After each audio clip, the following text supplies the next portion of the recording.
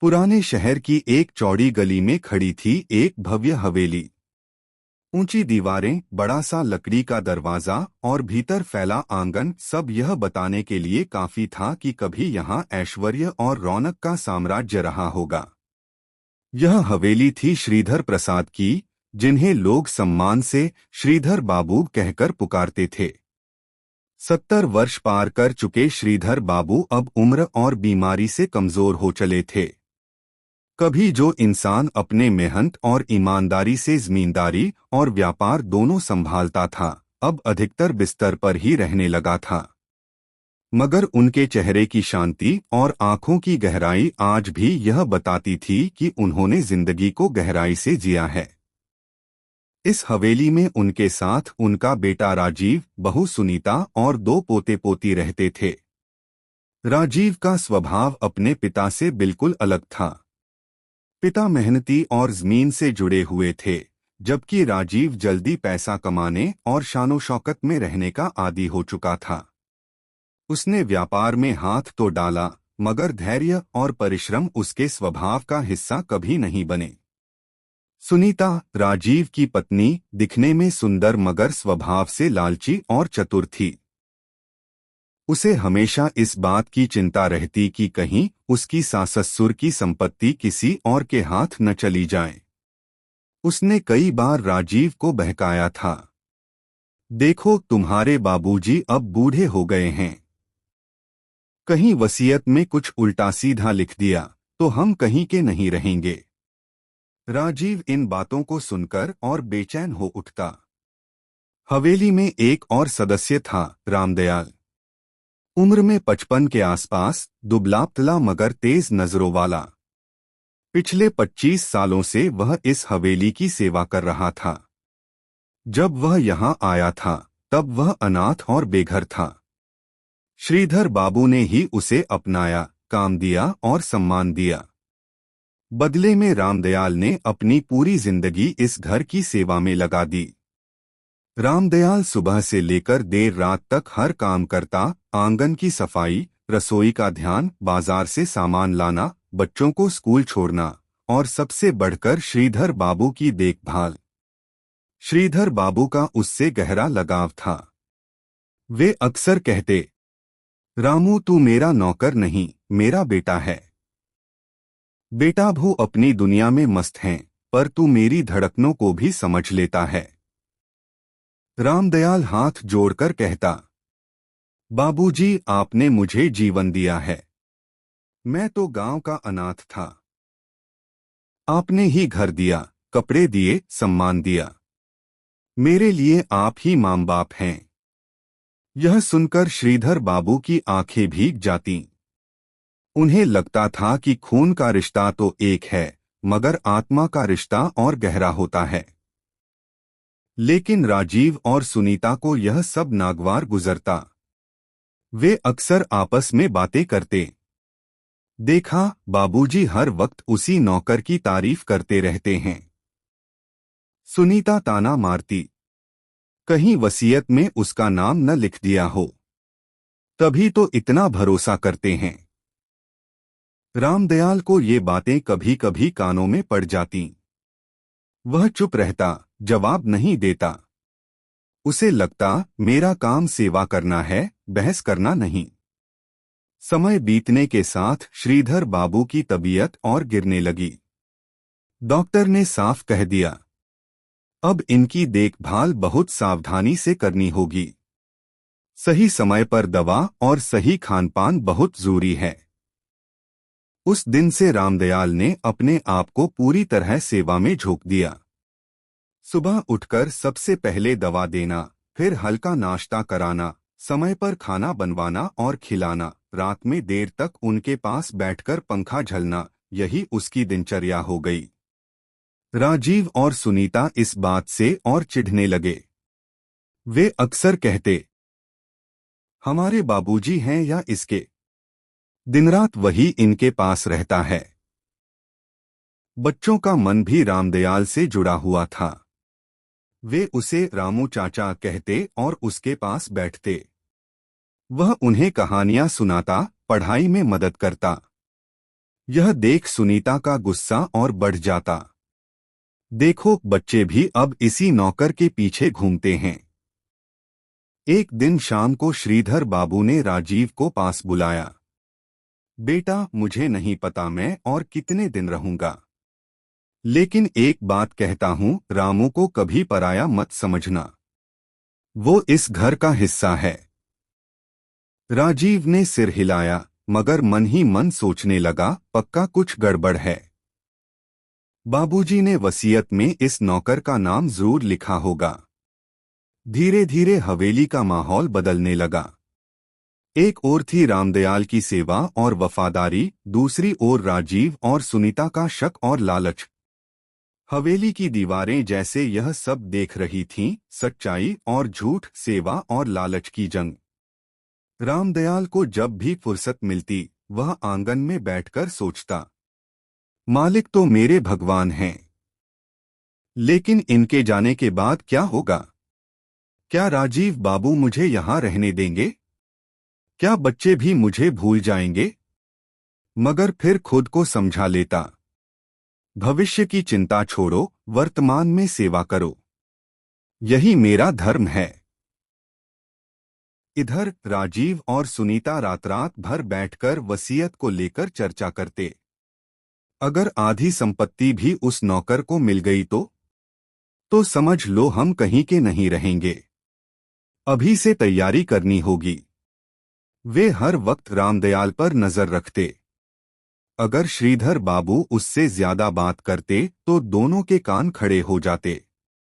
अगर वे उसे कमरे में बुलाकर कुछ कहते तो दोनों बेचैन हो जाते। समय अपनी गति से चलता रहा। श्रीधर बाबू की बीमारी बढ़ती गई। वे अब ज्यादातर बिस्तर पर ही रहते। एक रात उन्होंने रामदयाल को पास बुलाकर कहा, रामू, लगता है अब मेरा वक्त करीब है। तूने मेरी सेवा बेटों से बढ़कर की है। तेरे बिना मैं अधूरा हूं। रामदयाल की आंखें भर आईं। बाबूजी, ऐसा मत कहिए। आप मेरे भगवान हैं। जब तक सांस चलेगी मैं आपकी सेवा करता रहूंगा। श्रीधर बाबू मुस्कुराए और उनकी आंखें बंद हो गईं। बाहर आंगन में चांदनी फैली थी, हवेली के दिए जल रहे थे। लेकिन हवेली के भीतर रिश्तों की जंग और भी गहरी हो रही थी। श्रीधर बाबू की तबीयत बिगड़ती जा रही थी। कभी कभी उन्हें सांस लेने में तकलीफ होती, कभी तेज बुखार चढ़ जाता। डॉक्टर आते जाते रहते, मगर असली सहारा केवल रामदयाल ही था। वह दिन रात उनकी देखभाल करता, जैसे कोई बेटा अपने पिता की करता है। लेकिन हवेली के दूसरे कोने में राजीव और सुनीता की बेचैनी बढ़ रही थी। वे हर पल सोचते रहते कि श्रीधर बाबू की वसीयत में क्या लिखा होगा। एक दिन रात को जब पूरा घर सो चुका था, सुनीता ने राजीव से कहा, सुनो, हमें किसी तरह वसीयत देखनी होगी। अगर उसमें उस नौकर का नाम है तो अभी से तैयारी करनी होगी। राजीव ने घबराकर कहा, लेकिन बाबूजी के कमरे में कैसे जाएं? वो तो हमेशा ताले में रखते हैं। सुनीता ने आंखें तरेरी। सोचो मत, कुछ करना पड़ेगा, वरना ये नौकर सब छीन लेगा। उधर रामदयाल को इन साजिशों की भनक तो लगती थी, लेकिन वह चुप रहता। उसके लिए मालिक की सेवा ही सबसे बड़ा धर्म था। कुछ दिनों बाद अचानक श्रीधर बाबू की तबीयत और बिगड़ गई। डॉक्टर ने आते ही कहा, अब जो होगा भगवान की इच्छा से होगा। हमें उनके लिए मानसिक शांति बनानी होगी। राजीव और सुनीता के चेहरे पर अजीब सी राहत झलक रही थी। उन्हें लग रहा था कि अब जल्दी ही सब उनके हाथ में होगा। उस रात श्रीधर बाबू ने रामदयाल को पास बुलाया। उनका स्वर बेहद कमजोर था। रामू, मेरी अलमारी में एक लिफाफा है। उसे समय आने पर सबके सामने खोलना। वादा कर। रामदयाल ने कांपते हाथों से उनका हाथ थामा। बाबूजी, आप चिंता मत कीजिए। आपकी हर बात पूरी होगी। यह कहते हुए उसकी आंखों से आंसू बह निकले। 2 दिन बाद सुबह सुबह हवेली में हाहाकार मच गया। श्रीधर बाबू ने अंतिम सांस ले ली थी। पूरे घर में शोक की लहर दौड़ गई। बच्चे रोने लगे, रामदयाल फूट फूट कर रो रहा था। मगर राजीव और सुनीता के चेहरे पर गम कम और उम्मीद ज्यादा थी। अब वे मालिक बनने वाले थे। अंतिम संस्कार पूरे रीति रिवाज से हुआ। पूरे मोहल्ले ने आकर श्रद्धांजलि दी, क्योंकि श्रीधर बाबू अपने अच्छे स्वभाव और मददगार हाथों के लिए जाने जाते थे। अगले दिन हवेली में सभी रिश्तेदार इकट्ठा हुए। सबकी नजरें उस लिफाफे पर थीं, जिसके बारे में श्रीधर बाबू ने कहा था। रामदयाल कांपते हाथों से अलमारी खोला और लिफाफा निकालकर सबके सामने रखा। उसने धीरे धीरे उसे खोला और पढ़ना शुरू किया। वसीयत में लिखा था, मेरे प्रियजनों, मैंने अपनी जिंदगी ईमानदारी और मेहनत से बिताई। मेरी सबसे बड़ी संपत्ति मेरा परिवार है। लेकिन इस परिवार में जिसने मुझे बेटे से बढ़कर सेवा और स्नेह दिया, वह है रामदयाल। इसलिए मैं यह लिखकर जा रहा हूं कि हवेली और मेरी आधी संपत्ति रामदयाल को मिलेगी। शेष संपत्ति मेरा बेटा राजीव और उसके परिवार को मिले।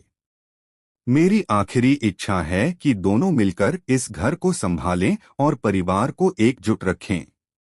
वसीयत पढ़ते ही हवेली में सन्नाटा छा गया। राजीव और सुनीता के चेहरे उतर गए। उनके सपनों पर पानी फिर गया। रिश्तेदार आपस में कानाफूसी करने लगे। वाह, श्रीधर बाबू ने सही किया।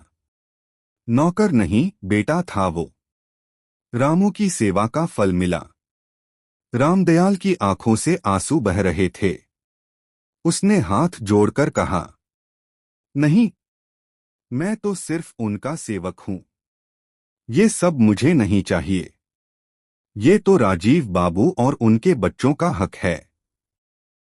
लेकिन वसीयत कानूनी दस्तावेज थी, उसे नकारा नहीं जा सकता था। राजीव गुस्से से लाल हो उठा। उसने रामदयाल पर चिल्लाकर कहा, देखा, मैंने कहा था ना, यही नौकर सब छीन लेगा। यही मौका देख रहा था। रामदयाल ने शांत स्वर में उत्तर दिया, राजीव बाबू, भगवान गवाह है, मैंने कभी कुछ नहीं मांगा। यह तो मालिक की मर्जी थी। रिश्तेदारों ने भी समझाया, राजीव, तुम्हारे पिता ने जो किया सोच समझकर किया। सेवा और ईमानदारी का सम्मान किया है। लेकिन राजीव और सुनीता को यह बात हजम नहीं हुई। उन्होंने ठान लिया कि किसी तरह रामदयाल को घर से निकालेंगे। दिन बीतते गए। हवेली में अब अजीब सा तनाव भर गया था। राजीव हर वक्त रामदयाल पर ताने कसता, सुनीता उसे तिरस्कार भरी नजरों से देखती। मगर बच्चे अब भी रामदयाल से उतना ही लगाव रखते। एक दिन सुनीता ने गुस्से में कहा, तुम्हें शर्म नहीं आती? नौकर होकर मालिक बनने चले हो। रामदयाल ने शांत स्वर में उत्तर दिया, मालकिन, मालिक ने मुझे जो दिया वो उनकी आखिरी इच्छा थी। मैं इसे बोझ समझकर ही जी रहा हूं। मगर बात यही नहीं थमी। धीरे धीरे समाज में भी चर्चा होने लगी। लोग कहते, देखो, नौकर को बेटा बना दिया। रामू की किस्मत खुल गई। राजीव को ये बातें और चुभने लगीं। उसने निश्चय किया कि वह किसी तरह यह संपत्ति अपने नाम कराएगा। उसने वकीलों से सलाह ली, मगर हर बार यही जवाब मिला, वसीयत बिल्कुल साफ है, आप कुछ नहीं कर सकते। इस बीच रामदयाल का दिल और भारी होता जा रहा था। उसे लगता कि उसके कारण परिवार बिखर रहा है। एक रात वह चुपचाप श्रीधर बाबू की तस्वीर के सामने बैठ गया और बोला, बाबूजी, आपने मुझे बहुत सम्मान दिया, मगर मैं अब बोझ बन गया हूं। ये घर आपका है, आपका ही रहना चाहिए। मैं यहाँ से चला जाऊंगा। अगली सुबह जब सब उठे तो रामदयाल हवेली में नहीं था। उसकी जगह सिर्फ एक चिट्ठी रखी थी। मैं आपका बेटा नहीं, केवल सेवक हूं। जो आपका है वही आपके बेटे का है। मैं सब छोड़कर जा रहा हूं। मुझे ढूंढने की कोशिश मत करना। यह पढ़ते ही पूरे घर में सन्नाटा फैल गया। राजीव और सुनीता भी चौंक गए। बच्चे जोर जोर से रोने लगे। रामू चाचा हमें छोड़कर क्यों चले गए? राजीव की आंखें भी नम हो आईं। उसे समझ आया कि लालच ने उसे कितना अंधा बना दिया था। सुनीता भी चुप थी। दोनों को एहसास हुआ कि असली वारिस वही था जिसने दिल से सेवा की थी, न कि खून का रिश्ता निभाने वाले। मगर अब बहुत देर हो चुकी थी। रामदयाल हवेली छोड़ चुका था और किसी को नहीं पता था कि वह कहाँ गया। हवेली की दीवारें अब भी खड़ी थीं, मगर उनमें पहले जैसी गर्माहट नहीं थी। हर शाम जब आंगन में दिया जलता, बच्चों की आंखें दरवाजे की ओर टिक जातीं, शायद रामू चाचा लौट आए। अंतिम संदेश। यह कहानी हमें यही सिखाती है कि खून का रिश्ता हमेशा वफादारी और सेवा से बड़ा नहीं होता। सच्ची संपत्ति पैसा नहीं, बल्कि वह इंसान है जो बिना स्वार्थ के आपके लिए खड़ा हो।